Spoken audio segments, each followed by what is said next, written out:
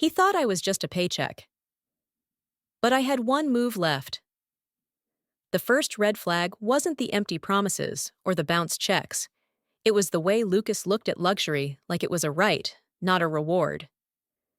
I still remember the day he strutted into our modest townhouse in Dallas, tossing his designer sunglasses onto the table like he owned the world. First class to Barcelona, luxury suites, champagne on the balcony. You should have come, Dana, he smirked, unzipping a suitcase overflowing with boutique labels. You'd finally know how good life can feel. He thought I'd be impressed, but all I felt was a deep, sharp clarity. My name is Dana Whitman, and I'm 35 years old. For the past 9 years, I've worked in digital risk management, quietly building a name for myself in a male-dominated industry. Meanwhile, my husband Lucas spun fantasy after fantasy, tech startups, marketing schemes, real estate dreams that never left the paper. While I paid the mortgage, kept the lights on, and cleaned up behind his charm, he rehearsed for a life of effortless wealth. But last Thursday, at 2:19 a.m., everything changed. I woke to a system ping on my work line. Unusual. A flagged transaction from one of my test environments. Odd. I crept downstairs and checked the terminal. Someone had accessed a secure training card tied to a dummy account I used for fraud simulations. The same one I'd warned Lucas never to touch. He hadn't listened. $49,862 gone in under 6 hours. Watches, airfare, a 5-star ocean suite. Every charge logged in real time by the same program I designed. And that was his mistake. I didn't scream. I didn't cry. I closed the laptop, walked back upstairs, and waited. Because I knew he had no idea the trap he'd just walked into. How many chances do we give someone before we finally believe who they really are? For those of us who've spent a lifetime holding things together, quietly fixing, forgiving, absorbing, at what point do we stop sacrificing ourselves in the name of love? And when the truth finally comes knocking, do we freeze or do we open the door? Lucas didn't know it, but he was starring in his own downfall, and I had front row seats. After discovering that he had used my training card, a fraud detection tool built into my company's cybersecurity system, I didn't confront him. Not yet. I needed him comfortable, careless, predictable. By Tuesday morning, he'd left a smug little note on the kitchen counter. Taking time for myself. Don't wait up. Translation: I'm off to enjoy my stolen vacation while you sit home like a fool. I smiled as I folded the note and slipped it into a folder labeled Exhibits. Chloe, my attorney, and I had already begun cataloging every piece of evidence. She was meticulous. Every screenshot, every receipt, even timestamps from my home security system. The moment Lucas had logged into my work laptop, he triggered tracking protocols embedded in the card's sandbox system. I'd built the program to mirror real-world bank behaviors, and now it was functioning flawlessly. Just not in the way he expected. By day 2 of his luxury escape, I'd received alerts from purchases at a designer outlet in Milan. Then came a hotel stay in Cannes, a $900 dinner in Monaco, and finally a shopping spree in Barcelona. Each time, I forwarded the alerts to Chloe and Agent Keller, the federal investigator handling the case.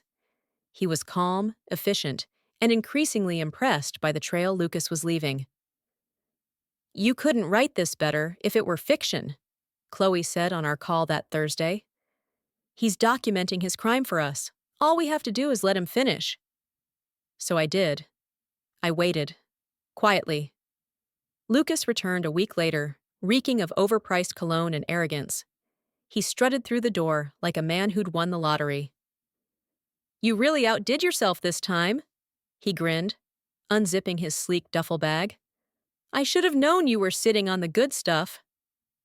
He tossed a pair of Gucci sneakers onto the couch and pulled out a watch that probably cost more than our car. I kept my expression neutral as I leaned against the kitchen counter. Looks like you had a good time. Unforgettable, he said, not noticing the phone in my hand, recording every word. He went on and on, painting his week of indulgence like a masterpiece. Private yacht lunches, spa days, a custom leather jacket from Florence. And the best part? No one suspected a thing, he beamed. Not even you. I bit my tongue. Let him have his monologue. Every sentence was a confession. Once he vanished into the shower, still humming a ridiculous pop song, I forwarded the audio file to Agent Keller. He's back, I texted Chloe, ready to move forward. Her reply came instantly. Perfect. I'll alert Keller. Let's time this right. For years, I'd watched Lucas chase shortcuts, schemes, lies, and charm in place of real effort. But now, for the first time, the consequences were catching up, and he wouldn't see it coming. The confrontation and arrest. The moment of reckoning, Lucas emerged from the bathroom, wrapped in a hotel-grade towel, his skin still damp, his ego glowing brighter than ever. He walked into the living room, dropped onto the couch like a man who had conquered the world, and reached into his bag to show off the crown jewel of his spree, a gold-plated chronograph watch. You should have seen Paris, he said with a boyish grin. We need to go together next time. The rooftop bar had this rosé that tasted like melted diamonds. I didn't say a word. I just smiled and nodded, my phone in my pocket still recording. Lucas had no idea that every sentence he spoke was further sealing his fate. He had crossed a line, not just legally, but morally. And worse, he thought he was untouchable. But that illusion was about to shatter. That evening, as he lounged on the couch, scrolling through his phone and chuckling to himself, I felt a shift in the air. The room was no longer his kingdom. It was the stage for a reckoning long overdue. Then came the knock at the door. Sharp, measured, official. Lucas barely looked up. Did you order something? No, I said calmly, already halfway to the door. I opened it to find Agent Keller and two local police officers standing on the porch. Keller gave me a small nod, his expression composed, but unmistakably resolute. Good evening, Ms. Whitman. Is Lucas home?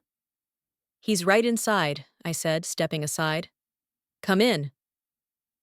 They walked in, the weight of law and consequence following behind them. Lucas looked up, confusion flickering across his face. He sat up straighter, putting his phone down. What's going on? Agent Keller spoke clearly, his voice steady. Lucas Whitman, you are under investigation for multiple counts of credit card fraud and unauthorized use of a financial account. We're asking you to come with us for questioning. Lucas laughed, then faltered when no one joined him. You're kidding, right? This has to be some kind of mix-up. He turned to me, his smile fading. Dana? Tell them. This is insane. I folded my arms and tilted my head slightly. You've been very busy lately, Lucas. Maybe it's time you explained it to them. The color drained from his face. You can't be serious, he said, now standing, his voice rising. This is a setup. You're my wife. Aren't you supposed to protect me? I raised an eyebrow. Funny. I thought husbands weren't supposed to steal from their wives. I guess we both misread our vows. As the officer stepped forward and read him his rights, Lucas's bravado crumbled. He protested, begged, tried to charm his way out. But none of it landed. He looked to me for help one last time, his voice shaking. You won't get away with this. I stepped forward, just enough for him to hear me clearly. Oh, Lucas, I already have. The officers escorted him out, the sound of the front door clicking shut behind them, like the final note of a long, bitter song. I stood in the silence that followed, heart pounding, not from fear, but from something deeper. Relief, resolution, power. Lucas was gone, but I wasn't celebrating. Not yet. An hour later, Chloe called. He's with Keller now, she said. They've started questioning him. I exhaled slowly. How's he handling it? About how you'd expect, she replied dryly. He's claiming you gave him permission to use the card. Says it was a misunderstanding. I rolled my eyes. Of course he is. Don't worry, Chloe added. Between the flagged transactions, the system logs, and the audio you sent, we've got him cornered. He doesn't stand a chance. I knew she was right. But a strange emptiness lingered. The man who once promised me the world had tried to steal mine instead. And now, as he sat under interrogation, I sat alone, processing the magnitude of it all. Still, I didn't regret it. Not a second. Lucas had spent years convincing everyone he was brilliant, misunderstood, special. But behind the charm was entitlement, deceit, and cowardice. And when given the choice between accountability and manipulation, he chose manipulation every time. This time, though, it hadn't worked. By the next morning, Agent Keller called with an update. He admitted to using the card, he said, but swears he didn't know it was part of a fraud detection program. He's still trying to make it look like an accident. He's consistent, I'll give him that, I said. We're moving forward with the charges, Keller confirmed. He's facing multiple counts of fraud and identity theft. The value of the transactions and the system you use to track them. It's solid. Very solid. I hung up the phone, staring out the window as the early sun lit up the city skyline. The confrontation was over, but my story wasn't. Aftermath and hollow apologies, the price of a pattern. The days following Lucas's arrest were a strange blend of calm and confrontation. On the surface, life resumed. Coffee in the morning, emails to answer, errands to run. But beneath it all, there was a constant hum of unfinished business. I received the first message 2 days after his detainment. It came from an unknown number, and though I knew better, I answered. Dana, it's me. Lucas's voice was low and subdued, nothing like the man who had marched through the door days earlier, dripping in stolen wealth and arrogance. I need to talk to you. No, you don't, I replied flatly, already reaching to end the call. Please, he begged. I messed up. I didn't mean for it to go this far. I wasn't thinking clearly. I closed my eyes and let the silence stretch. You weren't thinking clearly when you logged into my laptop, when you booked luxury hotels and popped champagne with my name on the receipt? I said, my voice growing colder. Or was that just part of the plan you conveniently forgot to mention? I just thought, he paused, grasping for words. I thought you loved me. That stopped me for a moment. Not because it was true, but because it used to be. I loved the version of you I thought existed, I said, but you were just borrowing someone else's best qualities to stay in the game. And then I hung up. I didn't owe him closure. The next few days brought a flurry of legal updates. Chloe called to confirm what I already expected. Lucas was trying to spin the story to lessen the damage. He told investigators he thought the card was shared, that I had implied he could use it.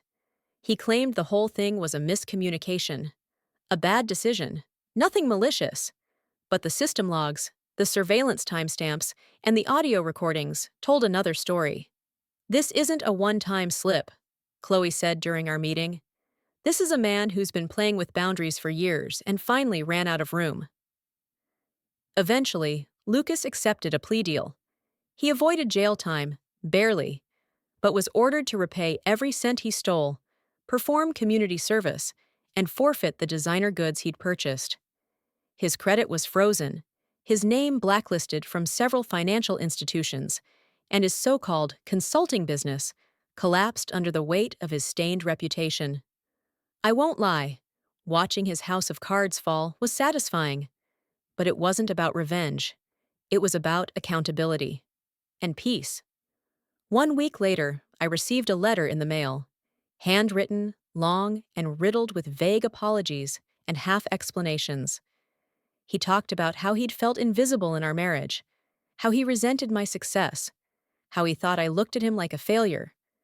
He wrote that he never intended to hurt me, that he just wanted to feel powerful for once. It was a strange thing, reading that letter. I didn't cry. I didn't rage. I just felt tired. Because Lucas's letter wasn't an apology. It was a justification. He still didn't understand the difference. I folded the letter, placed it in a file labeled Unfinished Chapters, and slid it into the drawer. That drawer had once held old anniversary cards, silly love notes, and vacation brochures for trips we never took. Now it held the truth. I didn't respond. He tried again through mutual acquaintances, emails, a voice message forwarded by one of his friends. They all said the same thing. He's trying to get his life back. He's changed. But here's the thing. Change isn't real if it only begins after the consequences hit. One afternoon, Chloe and I met at the cafe near my apartment to finalize the last batch of legal paperwork. She slid a copy of the restitution plan across the table. "He'll be paying this off for years," she said. "Every paycheck garnished, every tax refund withheld." "I'm not interested in the money," I replied, sipping my coffee. "I just want my name detached from his mess." "You got that," she said. "You got everything, Dana." And for the first time, I believed her. Lucas had spent years feeding off my stability, my patience, my forgiveness.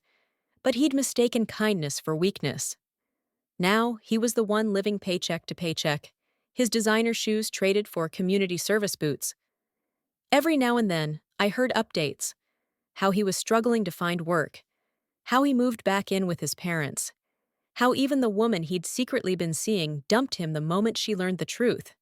But I didn't feel sorry for him. Not anymore. I wasn't angry either. I was free.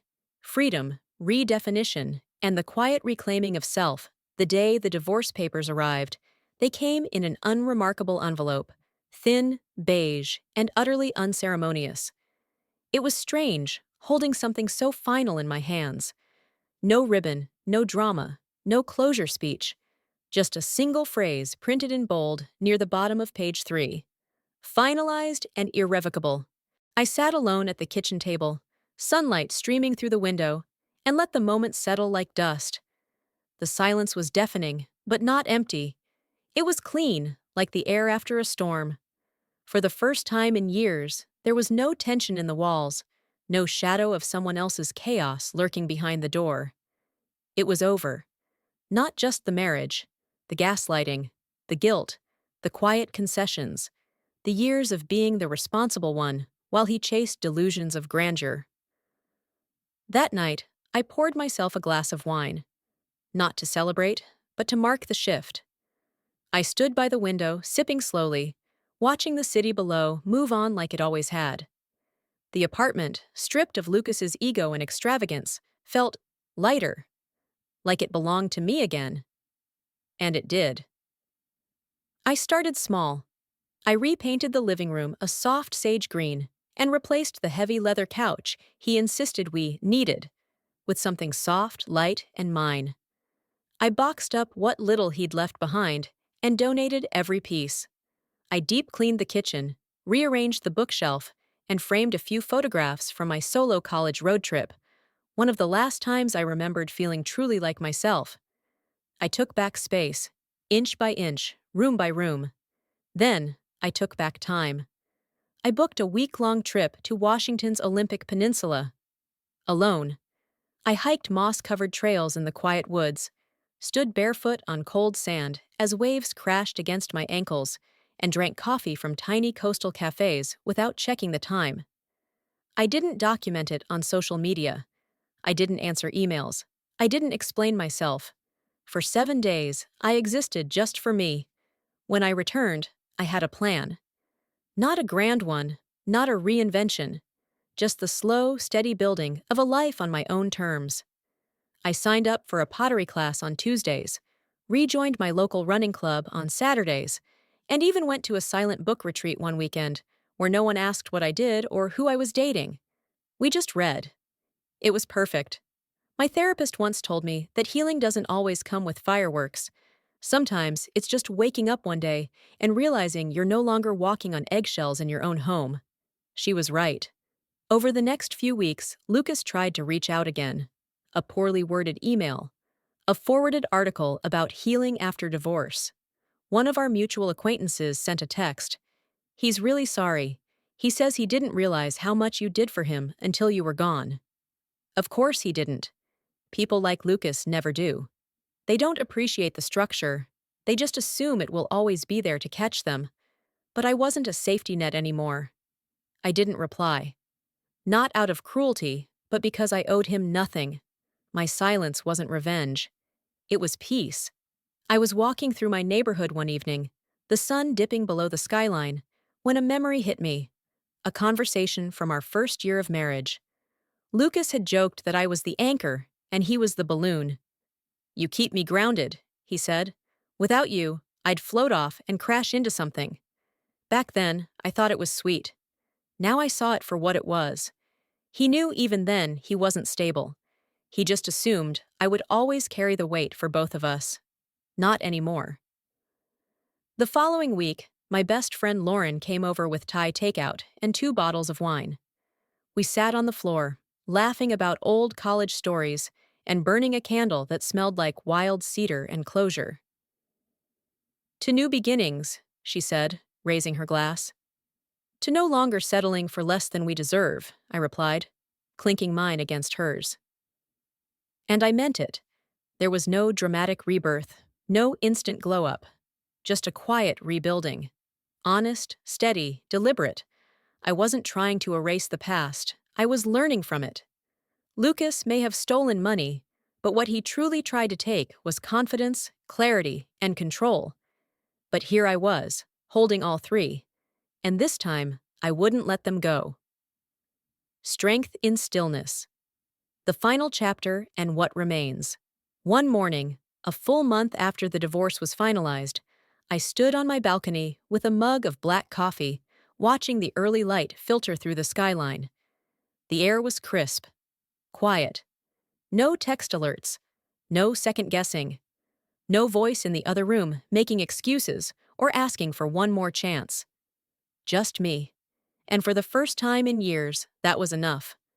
My apartment no longer felt like a battlefield. It had become a sanctuary. The walls were lined with reminders of the life I'd built on my own, books I loved, photos I'd taken, a small, succulent garden that miraculously hadn't died. These things weren't just decor.